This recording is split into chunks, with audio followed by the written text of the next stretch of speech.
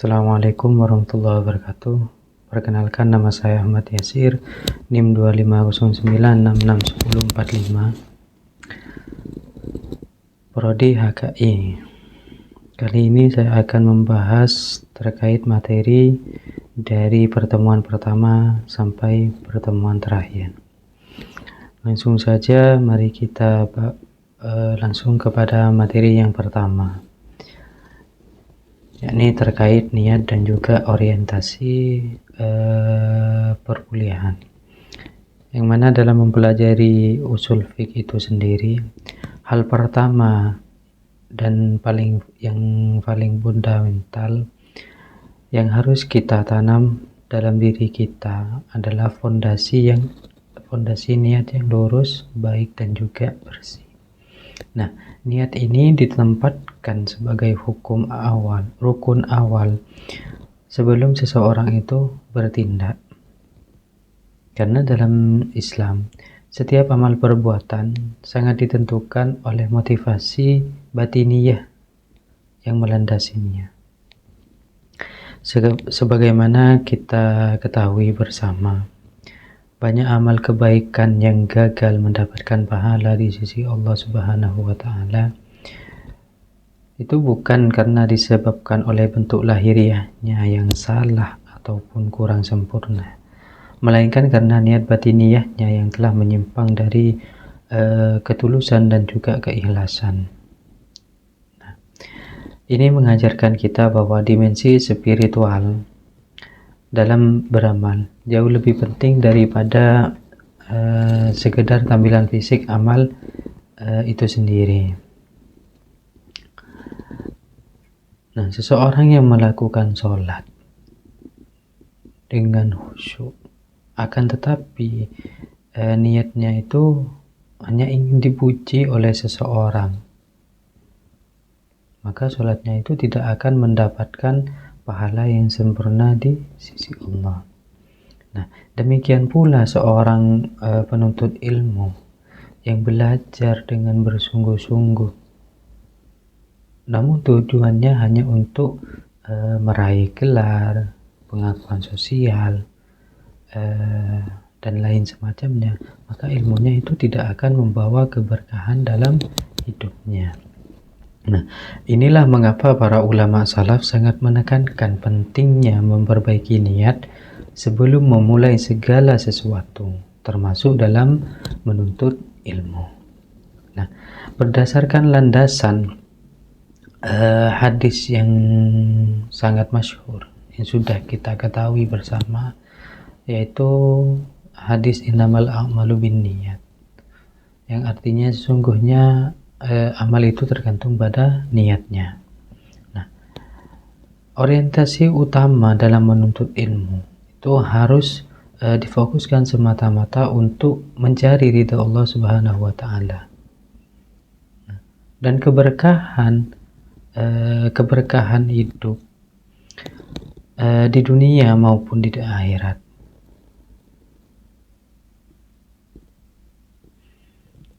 Jadi hal yang menjadi prioritas utama dalam menuntut ilmu itu hendaknya niat yang kita tata, niat yang kita tujukan itu difokuskan pada satu tujuan, yakni ridho Allah. Agar apa? Agar kita mendapatkan keberkahan di dunia dan juga di akhirat. Nah, hadis ini diriwayatkan oleh Imam Bukhari dan juga Imam Muslim yang dari sahabat Umar bin Khattab radhiyallahu anhu, dan menjadi salah satu hadis yang paling fundamental dalam Islam karena mencakup seluruh aspek kehidupan seorang muslim. Nah, gelar akademis yang kita kejar, posisi pekerjaan yang layak yang kita idamkan, dan pengakuan sosial yang mungkin kita peroleh, semuanya harus diposisikan sebagai niat sekunder atau tujuan sampingan saja.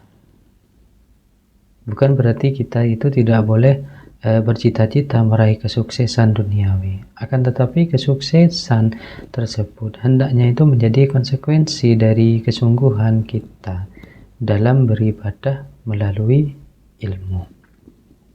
Nah, setelah itu bukan menjadi tujuan utama yang menggeser posisi Allah Subhanahu wa taala dari orientasi perjuangan kita.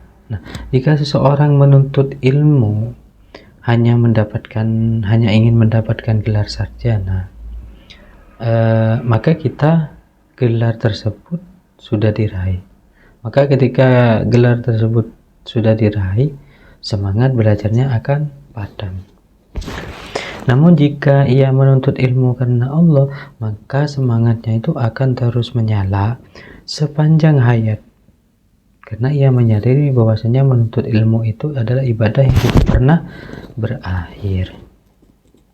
Nah, perkuliahan usul fiqh ini juga dirancang untuk melatih kita sebagai mahasiswa agar tidak sekedar menjadi penerima materi yang pasif dan hanya untuk mendengarkan dosen berbicara.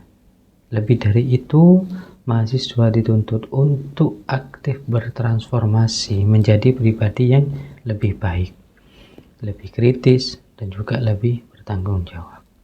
Transformasi ini mencakup perubahan cara berpikir dari yang awalnya hanya menerima informasi secara mentah-mentah menjadi mampu menganalisis, mengkritisi, dan juga mensintesis berbagai informasi. Untuk apa? Untuk menghasilkan pemahaman yang lebih komprehensif. Nah, melalui instrumen tugas mingguan yang sudah terstruktur dan juga sistematis yang diberikan oleh Bapak dosen. Nah, kedisiplinan dan tanggung jawab akademik dibentuk secara bertahap demi perjalanan intelektual jangka panjang. Tugas-tugas yang diberikan itu tidak sekedar untuk memenuhi kewajiban akademik, melainkan dirancang sedemikian rupa untuk mengasah kemampuan kita, kemampuan berpikir kritis kita, kemampuan menulis ilmiah, dan juga kemampuan berargumentasi berdasarkan dalil-dalil yang kuat. Nah, mahasiswa dilatih untuk mengelola waktu dengan baik, menyelesaikan pekerjaan atau tugas, dan mengembangkan kebiasaan belajar yang mandiri. Nah, semua proses tersebut pada hakikatnya adalah bagian dari pembentukan karakter ilmiah yang kelak akan menjadi sangat bermanfaat bagi kita ketika kita sudah terjun ke masyarakat sebagai para ahli hukum Islam yang kompeten dan berintegritas. Nah, seorang yang terbiasa disiplin dalam belajar akan terbiasa pula disiplin dalam bekerja dan dalam menjalani kehidupan sehari-hari. Kemudian untuk materi selanjutnya yaitu terkait pengertian dan juga pembagian hukum. Yang mana di sini usul fikih itu merupakan disiplin ilmu yang sangat strategis dalam khazanah keilmuan Islam. Karena ilmu ini merumuskan kaidah-kaidah dan juga perangkat metodologis untuk memproduksi hukum-hukum syariat yang praktis langsung dari dalil-dalil terperinci yang terdapat dalam Al-Quran dan juga As-Sunnah. Nah, tanpa usul fikih mustahil bagi seorang mujtahid untuk dapat menggali hukum dari sumber-sumber secara objektif dan juga sistematis. Ilmu ini berfungsi sebagai filter dan juga panduan bagi para ulama dalam memahami teks-teks syariat, sehingga pemahaman yang dihasilkan itu tidak menyimpang dari maksud syariat itu sendiri. Nah, jika fikih itu kita analogikan sebagai sebagai produk akhir yang berupa ketentuan hukum seperti halnya halal, wajib, sunnah, mubah, dan juga makruh, maka usul fikih adalah mesin cetak atau instrumen penemu hukum objektif objektif yang mencegah terjadinya penafsiran subjektif yang didasarkan pada hawa nafsu atau kepentingan pribadi. Nah, usul fikih ini memberikan panduan baku tentang bagaimana cara memahami teks. Bagaimana cara memahami teks. Dan juga bagaimana menyikapi pertentangan dasar antara dalil dan juga bagaimana menetapkan hukum dalam kasus-kasus baru yang tidak secara eksplisit disebutkan dalam nas. Nah, inilah sebabnya mengapa seorang fikih yang tidak menguasai usul fikih sering disebut sebagai faqih, sering disebut sebagai nakil atau sekedar peniru. Sedangkan seorang faqih yang menguasai usul fiqh itu disebut sebagai mujtahid yang mampu menggali hukum secara mandiri. Nah, secara garis besar hukum dalam Islam itu menjadi dua poros utama yang saling melengkapi dan juga tidak dapat dipisahkan satu sama lain. Nah, poros yang pertama yaitu adalah hukum taklifi, yaitu gradasi tuntutan langsung yang dibebankan kepada mukallaf atau orang-orang yang sudah memenuhi syarat untuk menerima beban syariat. Nah, syarat-syarat menjadi mukallaf antara lain yaitu berakal sehat, baligh, dan juga mendengar seruan syariat. Nah, hukum taklifi ini terdiri dari atas 5 produk atau terdiri dari 5 kategori pokok yang wajib kita ketahui dan juga yang diperintahkan secara tegas dan pasti yang pelaksanaannya.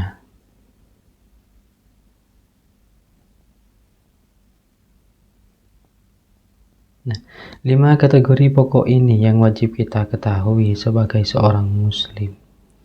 Ini diwajibkan untuk kita ketahui karena hal ini bermanfaat ataupun berkaitan langsung dengan kehidupan kita sehari-hari.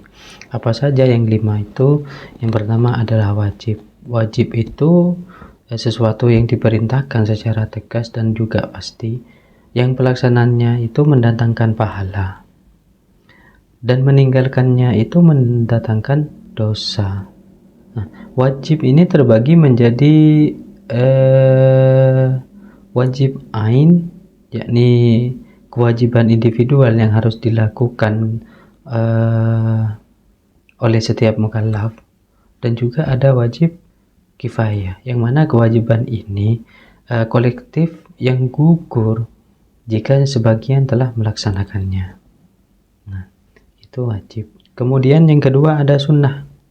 Nah, sunnah ini sesuatu yang dianjurkan untuk dilakukan atau dikerjakan, tetapi tidak sampai pada tingkatan kewajiban, sehingga pelaksanaannya mendatangkan pahala, namun meninggalkannya itu tidak berdosa. Nah, sunnah terbagi menjadi sunnah muakkad, sunnah yang sangat dianjurkan dan hampir mendekati kepada wajib. Kemudian ada sunnah ghair muakkad, yang sekedar anjuran biasa. Kemudian yang ketiga ada haram. Haram ini sesuatu yang dilarang secara tegas dan juga pasti, yang mana pelaksanaannya itu mendatangkan dosa dan meninggalkannya itu mendatangkan pahala. Kemudian yang keempat ada makruh. Makruh itu sesuatu yang dibenci tetapi tidak sampai pada tingkat keharuman, sehingga meninggalkannya itu lebih baik daripada mengerjakannya. Namun mengerjakannya itu tidak berdosa. Itu makruh. Kemudian yang terakhir ada mubah. Mubah di sini sesuatu yang diberi kebebasan penuh oleh syariat untuk diberikan, untuk dikerjakan atau ditinggalkan tanpa ada tuntutan sama sekali, baik tuntutan untuk mengerjakan maupun tuntutan untuk meninggalkan. Nah, poros kedua dalam hukum, poros kedua, yang pertama tadi kan ada hukum taklifi, yang kedua ada hukum wadi. Nah, Hukum wadi ini merupakan aturan penjelas keterikatan hukum yang berfungsi sebagai instrumen teknis dalam penerapan hukum syariat. Nah, hukum wadi ini mencakup 3 komponen penting yang saling berkaitan. Apa saja 3 komponen? Yaitu yang pertama ada sebab atau asbab. Yang mana asbab atau sebab ini merupakan pemicu atau faktor yang mengakibatkan timbulnya suatu hukum.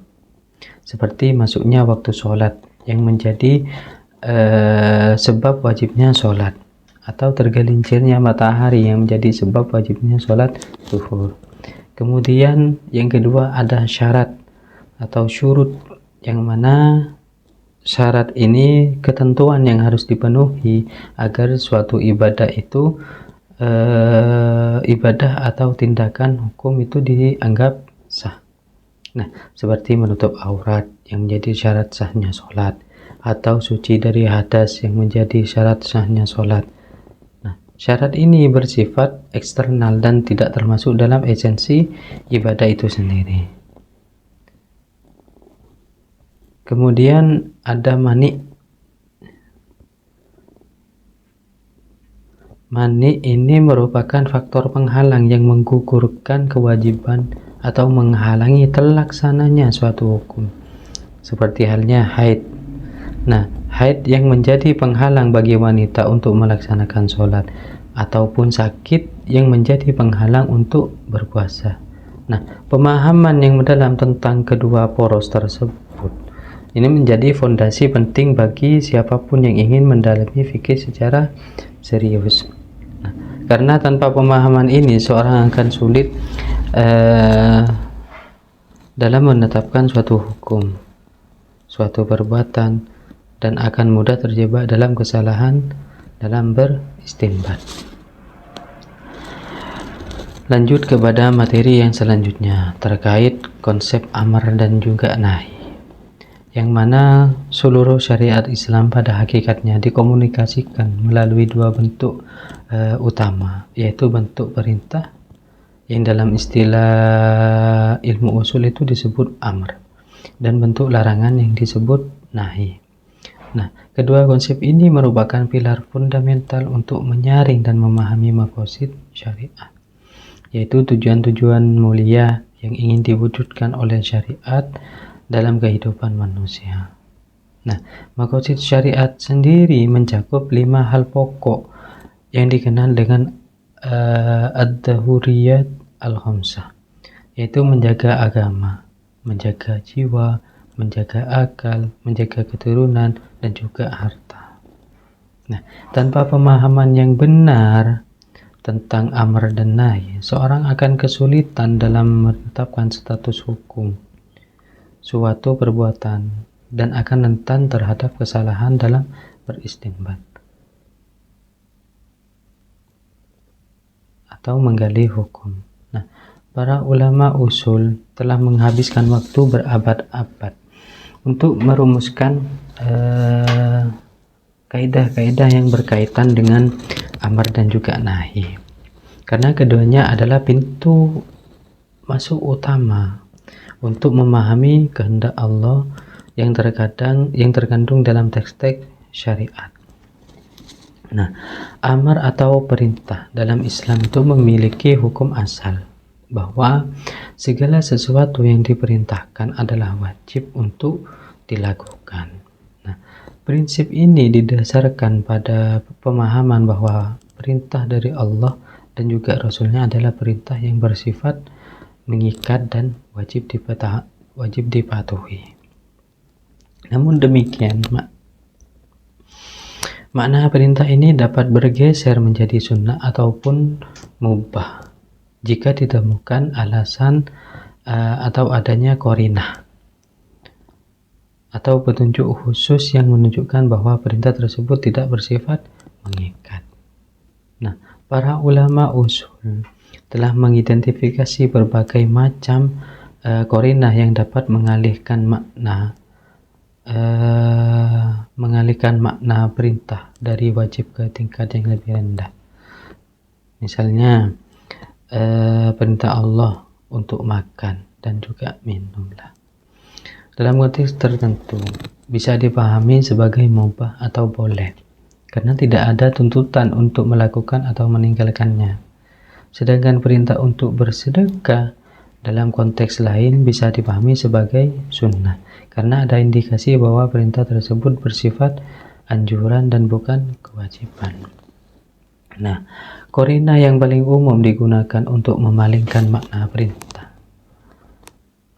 adalah adanya indikasi bahwa perintah tersebut didahului oleh larangan, atau adanya petunjuk bahwa perintah tersebut hanya bersifat anjuran, atau adanya konteks yang menunjukkan bahwa perintah tersebut adalah bagian dari adab dan juga akhlak, bukan bagian dari hukum yang mengikat. Nah, sementara itu, nahi atau larangan memiliki hukum asal yang lebih tegas, yaitu haram mutlak untuk dilakukan. Hal ini karena larangan dari Allah dan juga Rasul-Nya adalah larangan yang bersifat absolut dan tidak boleh dilanggar, meskipun larangan dapat bergeser menjadi makruh apabila ditemukan qarinah yang menunjukkan bahwa larangan tersebut tidak bersifat absolut. Namun ketentuan larangan itu tidak akan pernah bisa melunak menjadi mubah. Artinya, sesuatu yang pada dasarnya itu dilarang oleh Allah atau oleh syariat itu tidak akan mungkin berubah menjadi suatu yang boleh dikerjakan dengan bebas. Nah, pergeseran haram ke makruh terjadi ketika ada indikasi bahwa larangan tersebut hanya bersifat tanzih atau pembersihan dan bukan tahrim, pengharaman. Contoh dari pergeseran ini adalah larangan makan bawang merah dan bawang putih bagi orang yang pergi ke masjid. Nah, meskipun secara tekstual ada larangan, namun larangan ini tidak sampai pada tingkat keharaman, melainkan hanya makruh. Karena yang menjadi alasan larangan adalah mengganggu orang lain, bukan karena zat bawang itu sendiri. Nah, pemahaman tentang prinsip amar dan juga nahi ini sangat krusial karena menjadi landasan utama bagi dalam menetapkan status hukum.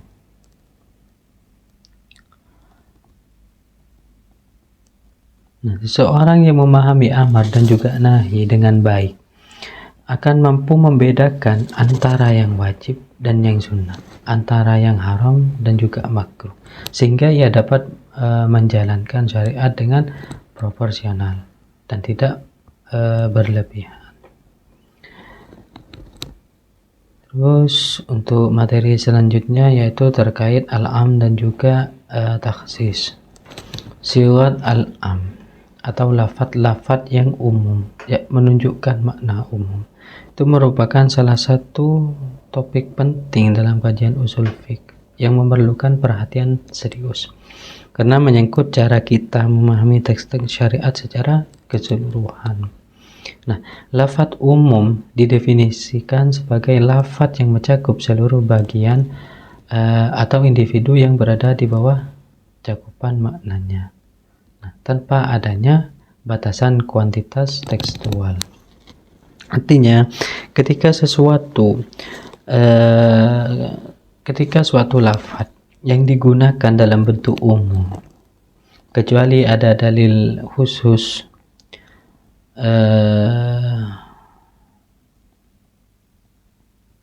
ketika semua lafadz digunakan dalam bentuk umum, maka lafadz yang tersebut berlaku untuk semua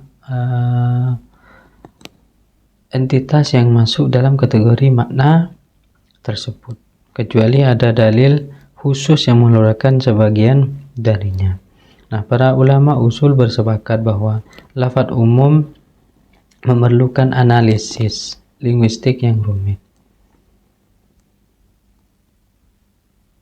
Nah, bentuk-bentuk lafadz umum ini dapat dikenali melalui 5 sighat atau pola utama yang telah diidentifikasi oleh para ulama berdasarkan penelitian terhadap teks-teks Al-Quran dan juga hadis. Nah, apa saja 5 sifat tersebut? Yakni pertama ada isim ma'rifah yang disertai dengan alif lam lil jinsi, seperti kata al-insanu, manusia, yang mencakup seluruh manusia tanpa terkecuali.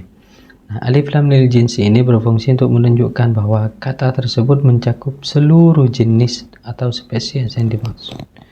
Kemudian yang kedua ada isim jamak yang dimasuki alif lam, seperti al-mu'minuna, orang-orang mukmin, yang mencakup seluruh orang mukmin. Kemudian yang ketiga ada kata-kata komprehensif seperti kullu, semua, dan jami'u, keseluruhan, yang secara eksplisit itu menunjukkan makna umum, keumuman. Nah, kata-kata ini disebut sebagai alfaz al-umum atau lafaz-lafaz keumuman yang paling tegas dan tidak perlu diperselisihkan lagi. Kemudian yang keempat ada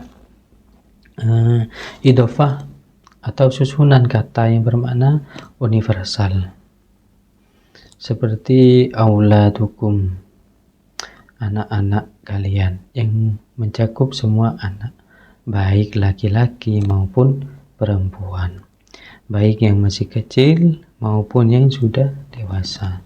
Kemudian yang terakhir yakni isim nakiro yang digunakan dalam konteks larangan atau negasi, seperti lafaz rokobatin dalam ayat kafarat yang berarti seorang budak dalam konteks umum. Nah, dalam konteks negasi atau larangan, isim nakiro menunjukkan keumuman yang mencakup seluruh jenis. Nah, mekanisme tahsis hadir sebagai instrumen untuk membatasi ruang lingkup dari lafaz umum ke objek-objek yang spesifik berdasarkan dalil syar'i yang menunjukkan kekhususan. Nah, tahsis ini merupakan proses pengeluaran sebagian dari cakupan lafaz umum berdasarkan adanya dalil yang menunjukkan bahwa sebagian tersebut tidak termasuk dalam keumuman lafaz. Nah, penting untuk dipahami bahwa tahsis tidak membatalkan keabsahan hukum asal dari lafaz umum tersebut. Ini membedakan tahsis dengan nasakh yang menghapus secara total. Nah, dalam tahsis hukum asal tetap berlaku untuk kelompok atau individu yang tidak dikecualikan. Sementara kelompok yang dikecualikan mendapatkan hukum khusus yang berbeda. Sebagai contoh firman Allah, wa aufu bil uqud, dan penuhilah janji-janji. Nah, ini merupakan lafaz umum yang mencakup semua jenis janji. Namun kemudian ada dalil yang mengecualikan janji untuk melakukan hal yang haram, sehingga janji untuk berbuat haram tidak termasuk dalam keumuman ayat tersebut. Nah, sifat dalil dalam tahsis itu terbagi menjadi dua, yakni ada muttasil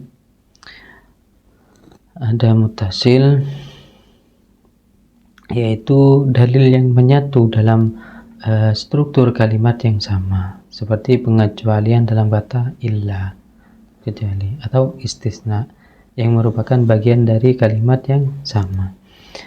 Dan juga ada munfasil, yaitu dalil yang berdiri sendiri di luar struktur kalimat tersebut.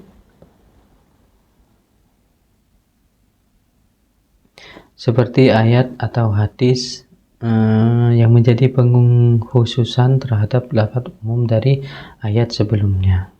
Nah, pemahaman tentang tahsis sangat penting karena banyak ayat-ayat Al-Quran yang masih bersifat umum, kemudian dikhususkan oleh ayat lain atau oleh hadis, sehingga kita tidak boleh terburu-buru dalam mengambil makna lafaz umum tanpa mempertimbangkannya. Adanya dalil khusus yang mungkin mengeluarkan sebagian dari cakupannya. Kemudian untuk materi selanjutnya, yaitu terkait al-mutlaq dan juga al-muqayyad. Haml al-mutlaq ala al-muqayyad adalah salah satu metode penting dalam usul fiqh yang berfungsi untuk membatasi makna lafadz mutlak menggunakan lafadz muqayyad. Nah, metode ini merupakan salah satu bentuk dari upaya para ulama untuk menyelaraskan berbagai dalil yang tampak berbeda, sehingga tidak terjadi pertentangan dalam penerapan hukum. Lafadz mutlak adalah lafadz yang digunakan tanpa adanya qayyid atau batasan khusus, sehingga cakupan maknanya itu bersifat umum dan tidak terikat pada kondisi tertentu. Dalam bahasa Arab, lafadz mutlak ditandai dengan tidak adanya kata keterangan ataupun batasan yang menyertainya. Nah, sementara muqayyad adalah lafadz yang disertai dengan batasan atau keterangan khusus yang mempersempit ruang lingkup maknanya. Nah, batasan ini bersifat berupa sifat, waktu, tempat, jumlah, ataupun kondisi tertentu. Nah, proses pengalihan makna dari mutlaq ke muqayyad ini berfungsi sangat penting untuk menghindari terjadinya pertentangan antar dalil hukum dan untuk mencapai keselarasan dalam penerapan syariat. Karena jika kita membiarkan lafadz mutlak tetap dalam keumumannya, sementara ada lafadz muqayyad yang berbicara tentang topiknya yang sama, maka akan terjadi pertentangan yang tidak dapat didamaikan. Nah, namun kemudian penerapan haml al-mutlaq alal muqayyad tidak dapat dilakukan secara sembarangan, melainkan harus memenuhi beberapa syarat ketat yang telah dirumuskan oleh para ulama usul. Yang pertama, adanya kesatuan illah atau alasan hukum antara kasus yang disebut dalam lafadz mutlaq dan juga kasus yang disebut dalam lafadz muqayyad. Nah, illat adalah sifat atau alasan yang menjadi dasar penetapan hukum. Dan jika illat dari kedua kasus tersebut berbeda, maka tidak dapat dilakukan haml. Itu yang pertama. Yang kedua, adanya kesamaan kasus atau topik hukum yang dibicarakan.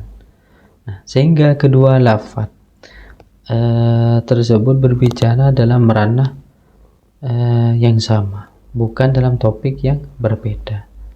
Kemudian yang ketiga, ketiadaan dalil bertahan yang menunjukkan bahwa kedua lafadz tersebut tidak boleh digunakan atau tidak boleh digabungkan, atau bahwa masing-masing berdiri sendiri-sendiri. Kemudian yang keempat, keabsahan dalil muqayyad itu sendiri.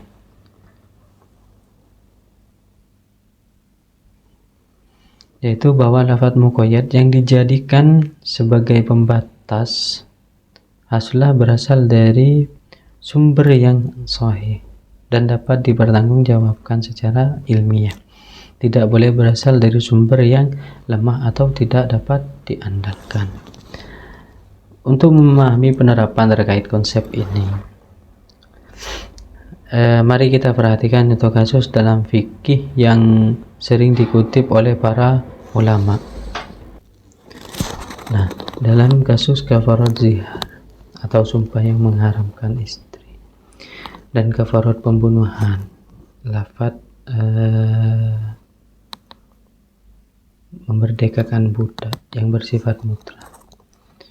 Pada kafarat zihar dibawa ketentuan budak mukmin yang bersifat muqayyad pada kafarat pembunuhan. Hal ini dilakukan karena adanya kesamaan illat, yaitu penghapusan dosa besar yang memerlukan pengorbanan dan juga ketulusan sehingga kedua jenis kafarat tersebut memiliki tujuan yang sama, yaitu menghapus dosa. Nah, dengan demikian budak yang dimerdekakan dalam kafarat zihar pun harus budak yang beriman, bukan budak yang kafir. Karena jika tidak beriman, maka tujuannya untuk menghapus dosa tidak akan tercapai secara sempurna.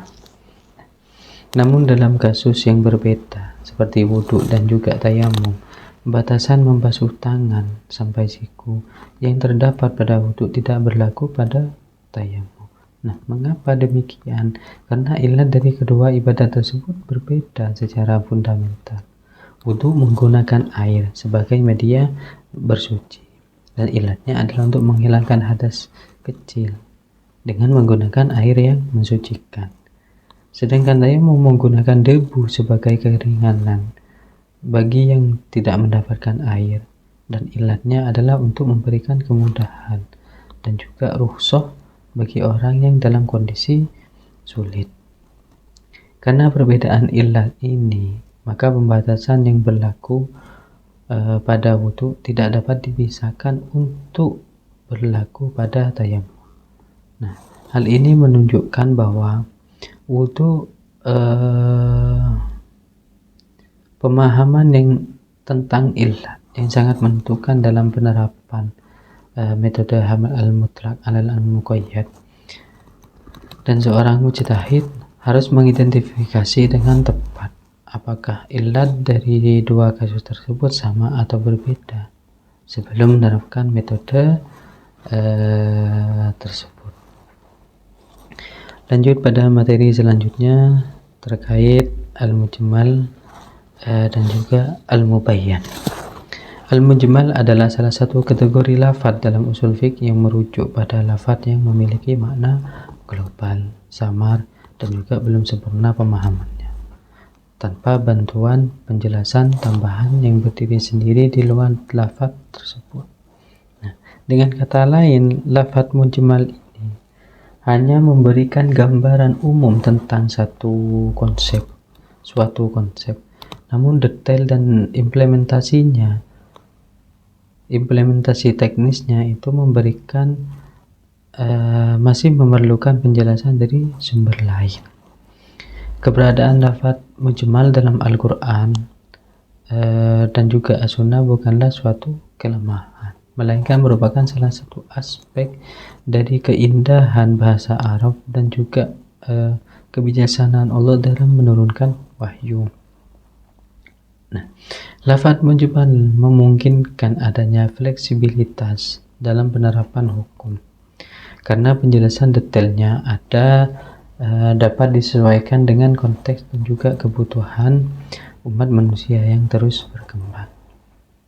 Contoh dari lafadz mujmal, perintah Allah tentang dirikanlah sholat, tanpa menyebutkan secara rinci bagaimana cara mendirikan sholat, berapa rakaatnya, apa bacaannya, dan sebagainya.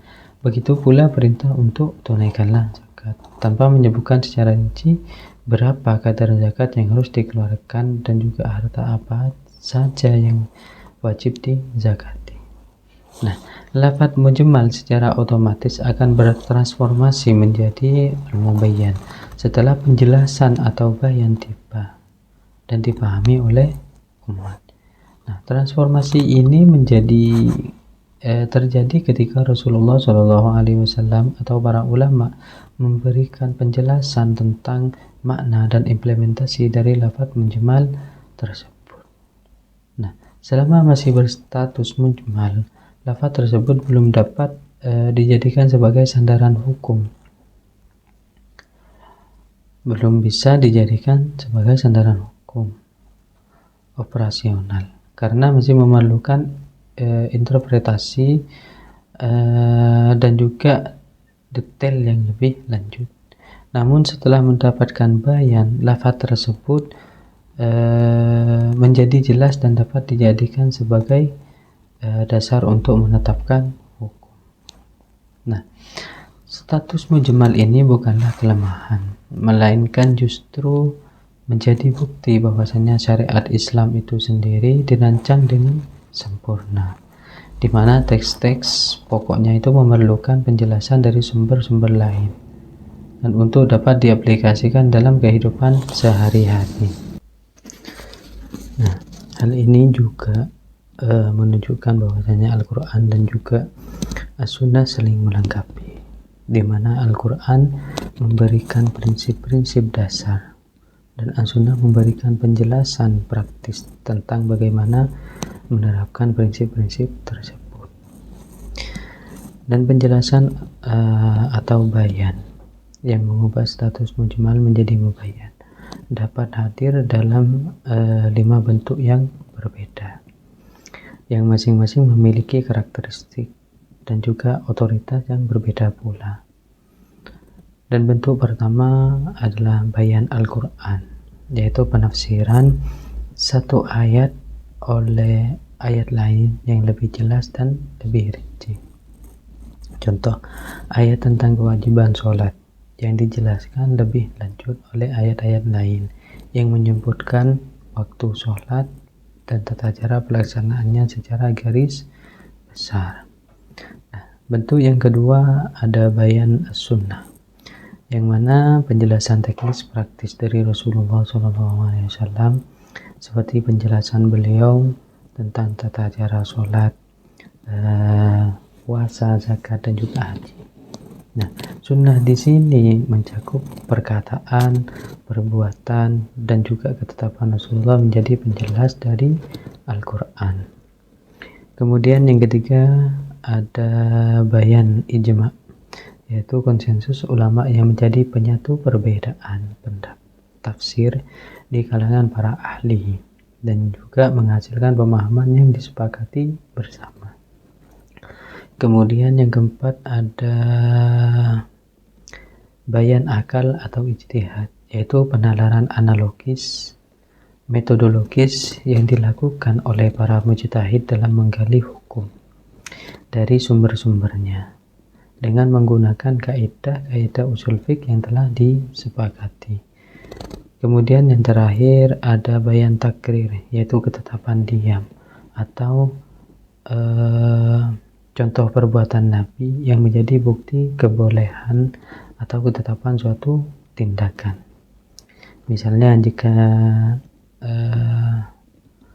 Nabi melihat suatu tindakan dan tidak melarangnya, maka tindakan tersebut dianggap boleh dilakukan. Nah, kelima bentuk bayan ini bekerja secara sinergis untuk memberikan pemahaman yang komprehensif tentang syariat Islam. Lanjut pada materi yang selanjutnya, yaitu tentang al-zahir dan ta'wil. Konsep al-zahir dan at-ta'wil merupakan salah satu topik yang sangat menarik dan penting dalam kajian usul fiqh, karena berkaitan langsung dengan cara kita memahami dan menafsirkan teks-teks syariat. Nah, al-zahir ini secara etimologis berarti yang tampak atau yang jelas, dan dalam terminologi usul fikih al-zahir ini merujuk pada makna lafaz yang tampak, jelas, dan dipahami secara langsung oleh setiap orang yang memiliki pengetahuan bahasa Arab yang memadai tanpa memerlukan analisis yang mendalam. Nah, makna al-zahir ini adalah makna yang pertama kali terlintas dalam pikiran ketika seseorang mendengar atau membaca suatu lafaz. Berdasarkan pemahaman bahasa Arab yang murni dan tidak dipengaruhi oleh faktor-faktor eksternal. Nah, dalam ilmu usul, lafaz zahir memiliki kekuatan argumentasi yang kuat dan menjadi dasar utama dalam penetapan hukum, kecuali jika ada dalil yang memalingkannya dari makna zahir ke makna lain. Dan para ulama sudah bersepakat bahwa selama tidak ada dalil yang memalingkan, maka makna zahir adalah makna yang harus dipegang dan dijadikan sebagai dasar dalam penetapan hukum. Kemudian ada at-ta'wil secara etimologis, kembali kepada asal atau menafsirkan. Dan dalam terminologi usul, at-ta'wil merupakan proses penafsiran makna lafaz dari makna zahirnya yang tampak jelas ke makna lain yang lebih dalam dengan menggunakan dalil-dalil tertentu yang menunjukkan bahwa makna zahir bukanlah makna yang dimaksud secara hakiki. Nah, at-ta'wil biasanya dilakukan ketika terdapat pertentangan antara makna zahir atau suatu lafaz dalil lain yang lebih kuat, atau ketika makna zahir suatu lafaz bertentangan dengan prinsip-prinsip dasar syariat yang disepakati, atau ketika makna zahir tersebut menghasilkan pemahaman yang tidak sesuai dengan maqasid syariah secara keseluruhan. Nah, penting untuk dicatat bahwa takwil tidak boleh dilakukan secara sembarangan dan tidak boleh dilakukan oleh orang yang tidak memiliki kompetensi, karena takwil hanya boleh dilakukan oleh para ulama yang memiliki penguasaan mendalam terhadap ilmu-ilmu syariat, termasuk ilmu tafsir, hadis, usul fiqh, bahasa Arab, dan juga maqasid syariah. Tanpa penguasaan yang komprehensif terhadap ilmu-ilmu tersebut, orang tidak layak untuk melakukan takwil, karena bisa risiko kesalahan penafsiran sebagai sangat besar. Nah, pemahaman tentang at-zahir dan at-ta'wil sangat penting dalam menafsirkan teks syariat, karena seringkali kita menemukan ayat-ayat atau hadis-hadis yang secara zahir tampak bertentangan satu sama lain, atau ayat-ayat yang secara zahir tampak bertentangan dengan prinsip-prinsip dasar syariat. Nah, dalam situasi seperti ini, para ulama menggunakan metode takwil untuk mendamaikan antara dalil-dalil tersebut atau untuk menjelaskan maksud yang sebenarnya dari teks tersebut. Misalnya, penafsiran ayat tentang sifat-sifat Allah yang secara zahir tampak menyerupai makhluk, seperti tangan Allah atau wajah Allah. Nah, para ulama Ahlussunnah wal Jamaah melakukan takwil terhadap ayat-ayat tersebut dengan mengatakan bahwa yang dimaksud dengan tangan adalah kekuasaan atau pertolongan Allah, dan yang dimaksud dengan wajah adalah zat atau eksistensi Allah yang mulia. Bukan berarti Allah memiliki tangan dan wajah seperti makhluk. Nah, takwil ini dilakukan untuk menjaga keagungan dan juga kesempurnaan Allah dari segala bentuk penyerupaan makhluk. Sebagaimana firman Allah, laisa kamitslihi syai'un, tidak ada sesuatu pun yang serupa dengan Dia. Namun demikian, ada juga ulama yang memilih untuk tidak melakukan takwil dan menyerahkan makna sebenarnya kepada Allah, tafwid, sambil tetap mensucikan Allah dari segala bentuk penyerupaan dengan makhluk. Nah, kedua pendekatan ini sama-sama memiliki dasar dan juga argumentasi yang kuat di kalangan para ulama. Kemudian terkait materi selanjutnya, yaitu nasih dan mansuh. Nasih atau mansuh, nasah atau penghapusan hukum syariat adalah salah satu konsep penting dalam studi Al-Quran dan juga hadis yang menunjukkan adanya dinamika dan evolusi dalam penetapan hukum Islam. Konsep ini sering menjadi bahan perdebatan dan juga diskusi yang hangat di kalangan para ulama, baik ulama klasik maupun ulama kontemporer. Secara terminologi, nasah didefinisikan sebagai penghapusan hukum syariat yang lama dengan hukum baru yang datang kemudian, baik yang berasal dari Al-Quran maupun dari As-Sunnah, dengan syarat bahwa hukum yang dihapus dan hukum yang menghapus sama-sama berasal dari sumber yang sahih dan sama-sama bersifat syar'i.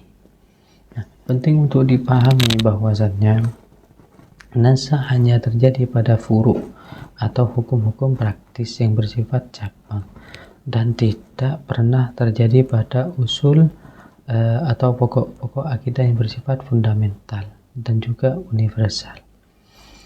Nah, dengan kata lain, keimanan kepada Allah, malaikat, kitab-kitab, rasul, hari akhir, dan qada serta qadar ada hal-hal yang bersifat tetap dan tidak pernah dihapus atau diganti dengan hukum baru. Demikian pula dengan kewajiban-kewajiban dasar seperti sholat, puasa, zakat, haji. Nah, prinsip-prinsipnya itu tidak pernah dihapus, meskipun detail pelaksanaannya mungkin mendapat penjelasan lebih lanjut dari as-sunnah. Nah, keberadaan nasakh dalam syariat memiliki beberapa hikmah yang sangat mendalam dan menunjukkan kebijaksanaan Allah yang maha mengetahui dalam mengatur kehidupan umat manusia. Nah, hikmah yang pertama adalah tadarruj atau pentahapan hukum, yaitu proses pembinaan umat secara bertahap sehingga tidak terbebani dengan aturan-aturan yang berat secara mendadak. Hal ini sesuai dengan fitrah manusia.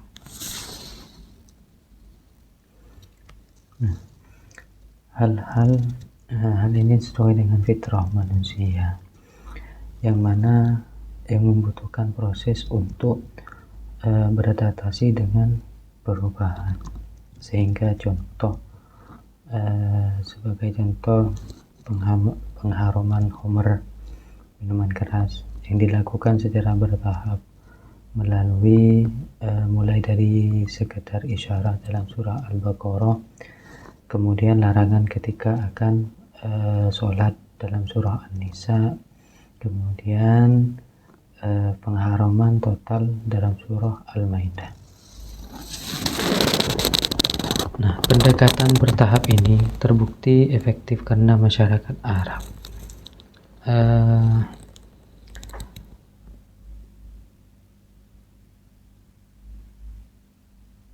pada saat itu sangat terikat dengan kebiasaan meminum khamr, dan pengharuman secara mendadak akan menimbulkan resistensi yang besar. Kemudian hikmah yang kedua adalah rukhsah atau keringanan, yaitu pemberian kemudahan bagi umat dalam menjalankan syariat, di mana hukum yang berat diganti dengan hukum yang lebih ringan sesuai dengan kondisi dan kemampuan umat. Kemudian hikmah yang ketiga adalah ujian bagi umat, di mana nasakh menjadi sarana untuk menguji sejauh mana kepatuhan dan juga ketaatan umat kepada Allah. Apakah mereka akan menerima perubahan hukum dengan lapang dada atau justru menolaknya.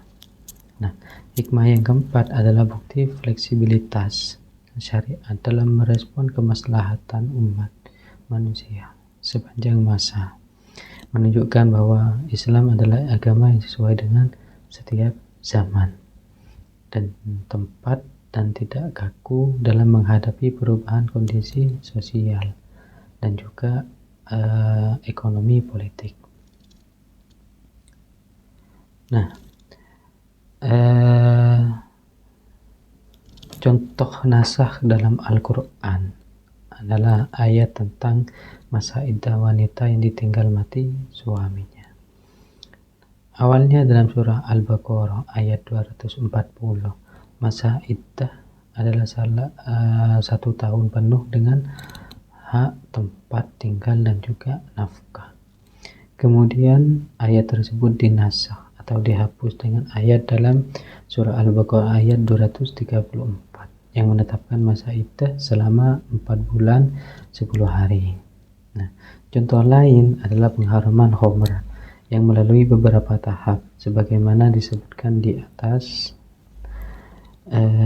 dan contoh lain lagi tentang perubahan arah kiblat dari Baitul Maqdis ke Ka'bah di Mekah, yang merupakan salah satu bentuk nasakh yang paling terkenal dalam sejarah Islam. Nah, pemahaman tentang nasakh sangat penting agar kita tidak terjebak dalam kesalahan menafsirkan ayat-ayat Al-Quran dengan memahami bahwa ayat yang datang kemudian memiliki otoritas untuk menggantikan ayat yang datang sebelumnya. Dalam hal-hal yang bersifat praktis dan juga temporal. Namun demikian, para ulama juga menekankan bahwasannya nasakh tidak boleh dipahami secara berlebihan sehingga mengabaikan ayat-ayat yang masih berlaku. Dan seorang yang mempelajari nasakh harus memiliki pemahaman yang komprehensif tentang kronologi turunnya ayat dan konteks historisnya agar tidak keliru dalam menentukan mana yang nasikh dan mana yang mansukh. Kemudian dalam studi usul fiqh tidak jarang kita menemukan adanya pertentangan ataupun konflik antara satu dalil dengan dalil yang lainnya, baik yang berasal dari Al-Quran ataupun Sunnah.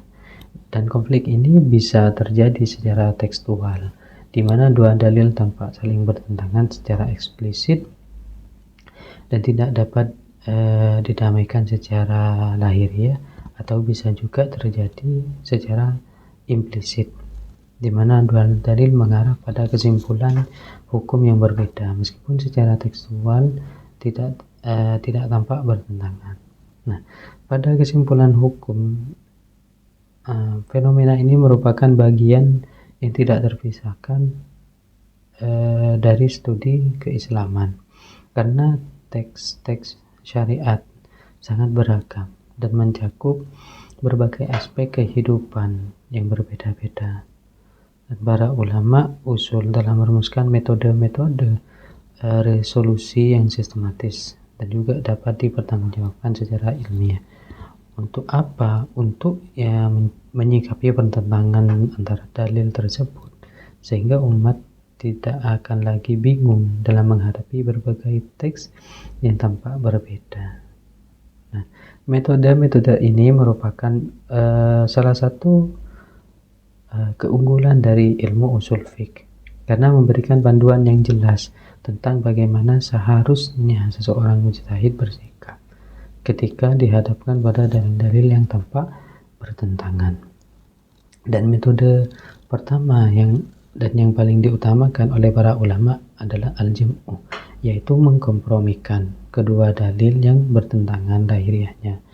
Agar apa? Agar keduanya itu tetap dapat diamalkan sesuai dengan ruang konteks yang berbeda.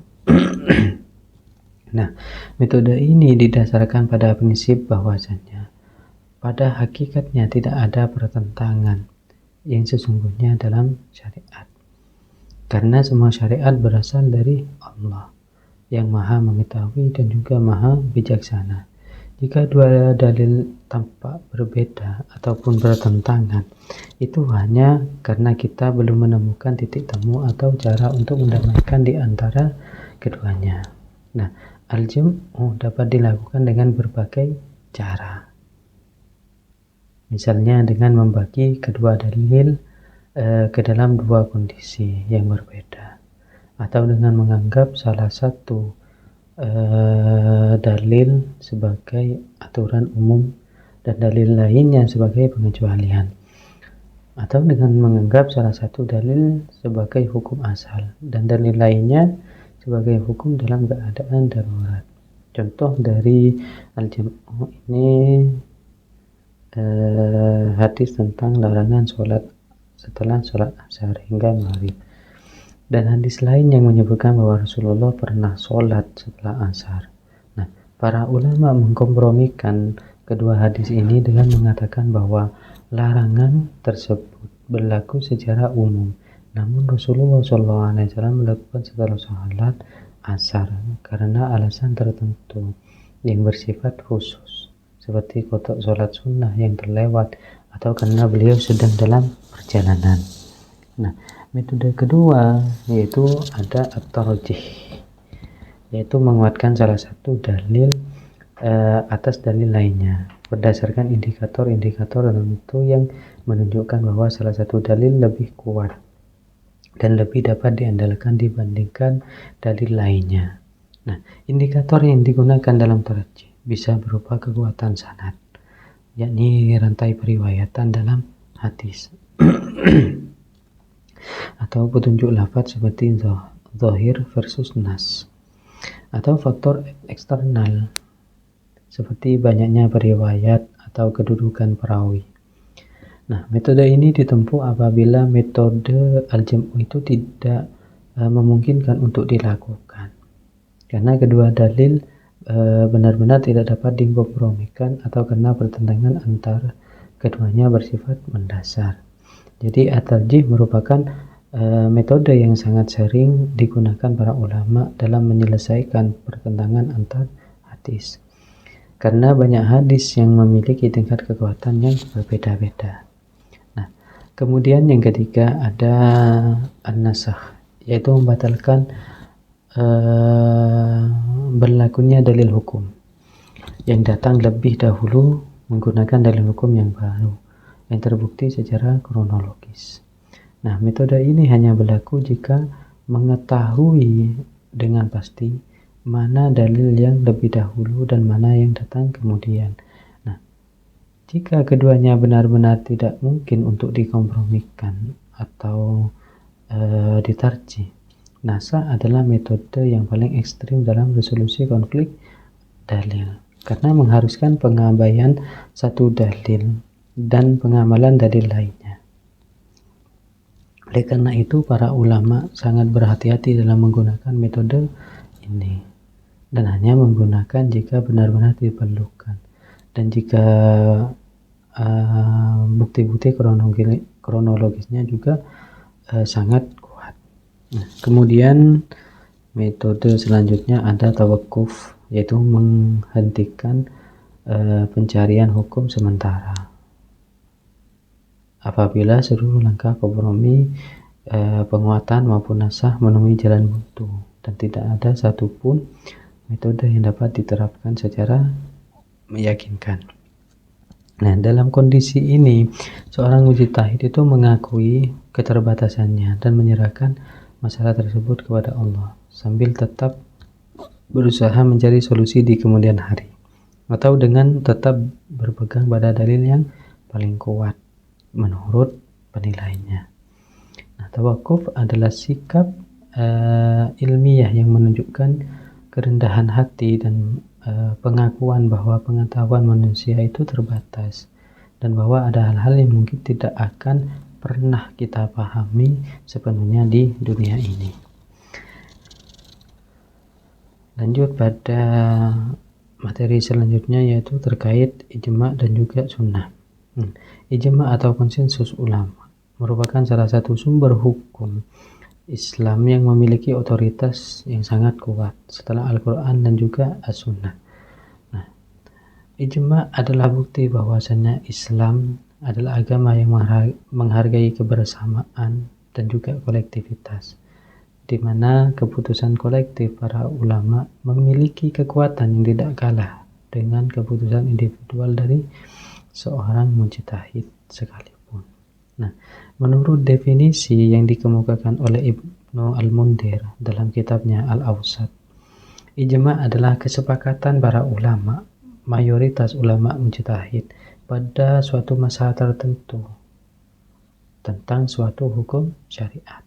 Nah, penting untuk dicatat bahwa jika terdapat satu atau dua pendapat yang menyelisihi konsensus mayoritas ijma', tetap dianggap sahih dan juga mengikat, karena ijma' tidak menuntut kesepakatan bulat dari seluruh ulama tanpa terkecuali.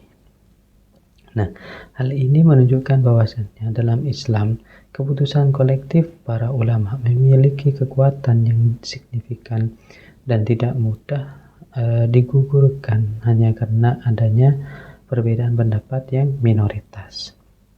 Ijma menjadi sangat penting karena ia merupakan representasi dari ijtihad kolektif umat yang secara bersama-sama mencari kebenaran dan mencapai kesepakatan tentang suatu hukum. Nah, kehujahan ijma sebagai sumber hukum dijamin oleh dalil nakli yang sangat terkenal, yaitu sabda Rasulullah, umatku tidak akan pernah bersepakat dalam kesesatan. Nah, hadis ini menjadi landasan keyakinan bahwasanya konsensus ulama selalu berada di atas kebenaran dan tidak mungkin keliru secara kolektif. Nah, meskipun ada perdebatan di kalangan ulama tentang apakah ijma benar-benar terjadi atau tidak dan tentang bagaimana cara mengetahuinya, namun secara prinsip semua ulama sepakat bahwa ijma adalah sumber hukum yang sah dan juga mengikat. Klasifikasi ijma terbagi menjadi dua berdasarkan cara penyampaiannya. Yang pertama ada ijma sharih, yang mana ijma yang dinyatakan secara eksplisit melalui pernyataan atau fatwa para ulama yang sepakat tentang suatu hukum. Kemudian yang kedua ada ijma sukuti, yaitu yang terjadi ketika sebagian ulama menyatakan suatu pendapat dan ulama lainnya itu diam, tidak menyanggah ataupun menolak, yang dianggap sebagai bentuk persetujuan diam-diam. Nah, ijma sukuti ini masih menjadi perdebatan di kalangan ulama tentang apakah ia memiliki kekuatan yang sama dengan ijma sharih atau tidak. Namun sebagian besar ulama menerimanya sebagai bentuk ijma yang sah. Nah, sementara itu as-sunnah atau hadis Nabi memiliki kedudukan yang sangat sentral sebagai sumber hukum kedua setelah Al-Quran. Menurut Imam Asy-Syafi'i dalam kitab monumentalnya Ar-Risalah, kedudukan as-sunnah itu sebagai penjelas tekstual daripada Al-Quran. Dengan kata lain, sunnah berfungsi untuk merinci, menjelaskan dan juga mengimplementasikan apa yang masih bersifat global dalam Al-Quran. Tanpa sunnah kita tidak akan pernah tahu bagaimana cara melaksanakan sholat, puasa, zakat, haji secara praktis, karena Al-Quran hanya menyebutkan perintah tersebut secara global. Nah, as-sunnah diklasifikasikan atas dua kategori berdasarkan sifatnya. Pertama, perbuatan tasyri', yaitu tindakan Nabi yang mengikat secara hukum dan menjadi bagian dari syariat yang harus diikuti. Kemudian yang kedua, perbuatan ghairu tasyri', yaitu tindakan Nabi yang bersifat kebiasaan kemanusiaan, seperti cara beliau makan, minum, berpakaian, dan juga tidur, yang tidak memiliki konsekuensi hukum secara langsung, kecuali jika ada indikasi bahwa tindakan tersebut dilakukan dalam kapasitas beliau sebagai Nabi. Nah, dari sisi kekuatan transmisi, hadis diklasifikasikan menjadi dua tingkatan utama. Yang pertama ada hadis mutawatir, yaitu hadis yang diriwayatkan oleh sejumlah besar periwayat dalam setiap generasi, sehingga mustahil bagi mereka untuk bersepakat dalam kebohongan. Nah, hadis mutawatir menghasilkan kepastian atau qat'i dan wajib diyakini kebenarannya secara mutlak. Kemudian yang kedua ada ahad atau khabar al-wahid, yaitu hadis yang diriwayatkan oleh satu atau beberapa periwayat saja yang menghasilkan praduga kuat atau dhonni dan masih memerlukan verifikasi lebih lanjut. Nah, hadis ahad adalah mayoritas dari hadis-hadis yang ada, dan para ulama sepakat bahwa hadis ahad yang sahih dapat dijadikan sebagai dasar hukum. Meskipun tingkat kepastiannya itu tidak mencapai level qat'i. Pemahaman tentang klasifikasi hadis ini sangat penting bagi seorang mujtahid untuk mengetahui sejauh mana suatu hadis itu dapat dijadikan sebagai dasar dalam penetapan hukum. Lanjut pada materi yang selanjutnya, yakni terkait qiyas dan juga ijtihad, di mana qiyas atau analogi hukum adalah salah satu metode istinbat yang sangat penting dalam pengembangan hukum Islam, terutama untuk menjawab persoalan-persoalan baru yang tidak secara eksplisit disebutkan dalam Al-Quran dan juga As-Sunnah. Nah, qiyas menjadi instrumen yang sangat strategis karena memungkinkan hukum Islam untuk terus berkembang dan juga relevan sepanjang masa, tanpa harus terbatas pada kasus-kasus yang secara tekstual disebutkan dalam sumber-sumber primer. Nah, filosofi qiyas dengan indah diungkapkan oleh Ibnu Rusyd sebagai ibdal al-juz'i makan al-kulli, yaitu menempatkan yang parsial di posisi universal melalui keselarasan alasan hukum atau illah. Artinya ketika kita menemukan suatu kasus baru yang tidak memiliki nas khusus, kita dapat menganalogikannya dengan kasus lama yang sudah memiliki nas, dengan syarat bahwa alasan hukum yang mendasari kedua kasus tersebut adalah sama. Dengan demikian, qiyas bukanlah sekedar meniru atau mencontoh secara membabi buta, melainkan sebuah proses penalaran analogis yang memerlukan pemahaman mendalam tentang ilat atau alasan dibalik suatu hukum. Nah, qiyas memiliki 4 rukun utama yang harus dipenuhi agar analogi tersebut sah dan dapat diterima secara hukum. Nah, rukun pertama adalah asal, yaitu kasus pokok atau kasus asal yang telah disebutkan dalam nas dan memiliki hukum yang lebih jelas. Asal adalah titik tolak dari proses analogi, dan ia haruslah berasal dari sumber yang sahih dan tidak diperselisihkan. Nah, rukun yang kedua ada far'u, yaitu kasus cabang atau kasus yang baru yang sedang dicari hukumnya dan tidak memiliki arah secara langsung.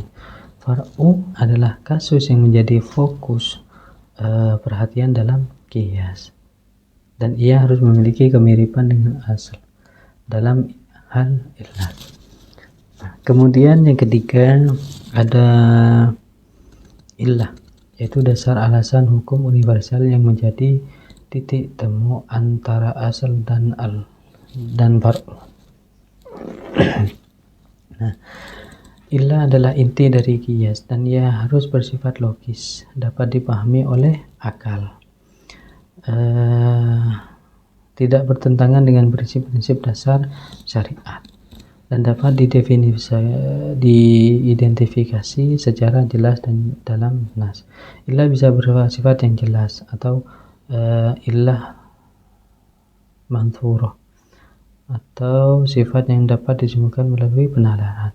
Illah mustanbatah.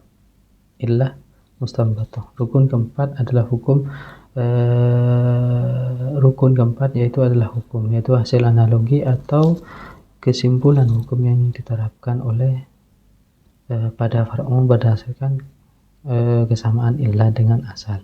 Nah, hukum ini memiliki kekuatan yang sama dengan hukum pada asal selama proses qiyas dilakukan dengan benar dan memenuhi semua persyaratan. Nah, ijtihad sendiri merupakan pengerahan kapasitas intelektual penuh seorang faqih untuk mengekstraksi hukum-hukum praktis dari dalil-dalil syar'i.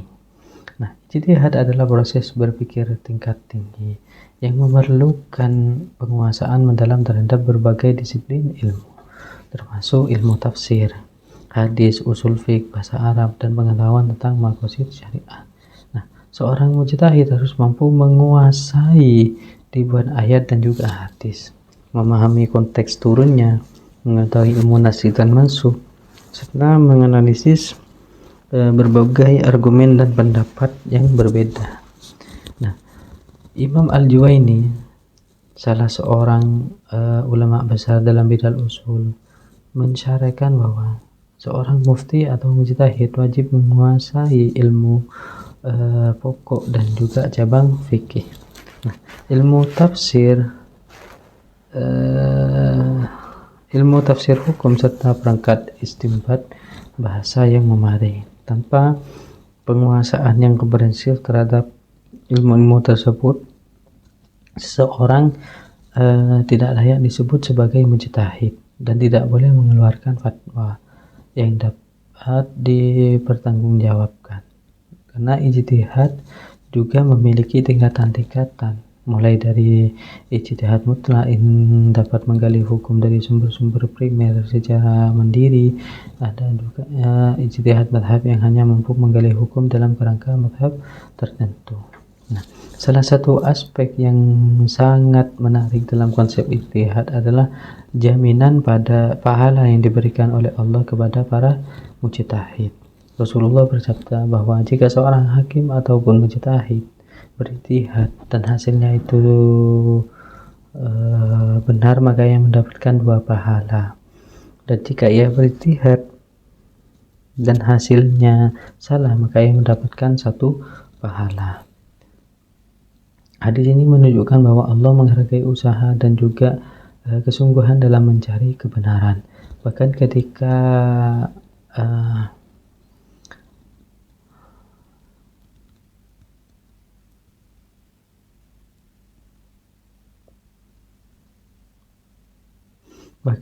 hasilnya itu tidak sempurna, hukum hasil ijtihadnya benar diganjar 2 pahala di sisi Allah, karena mujtahid tersebut mendapatkan pahala atas jerih payahnya dalam berijtihad dan pahala atas kebenaran hasil ijtihadnya. Sementara itu, kesalahan ijtihad yang dilakukan oleh mujtahid yang kredibel dan memenuhi syarat-syarat keilmuan tetap diganjar 1 pahala, karena ia telah berusaha sekuat tenaga untuk mencari kebenaran dan niatnya adalah untuk mencari ridha Allah. Hal ini menunjukkan betapa mulianya posisi mujtahid dalam Islam dan betapa besarnya apresiasi Allah terhadap upaya intelektual dalam rangka menegakkan syariatnya. Namun demikian, pahala ini hanya berlaku bagi mujtahid yang memenuhi syarat-syarat keilmuan dan melakukan ijtihad dengan itqan, yakni ketelitian dan amanah, tanggung jawab, bukan bagi orang yang berijtihad secara sembarangan tanpa dasar ilmu yang memadai. Nah, mungkin cukup sekian penjelasan dari saya mulai dari awal sampai akhir terkait penjelasan materi di pertemuan pertama sampai pertemuan terakhir. Apabila ada kesalahan baik dari tutur kata, sikap, tingkah laku dan semacamnya, saya mohon maaf yang sebesar-besarnya. Akhirul kalam, assalamualaikum warahmatullahi wabarakatuh.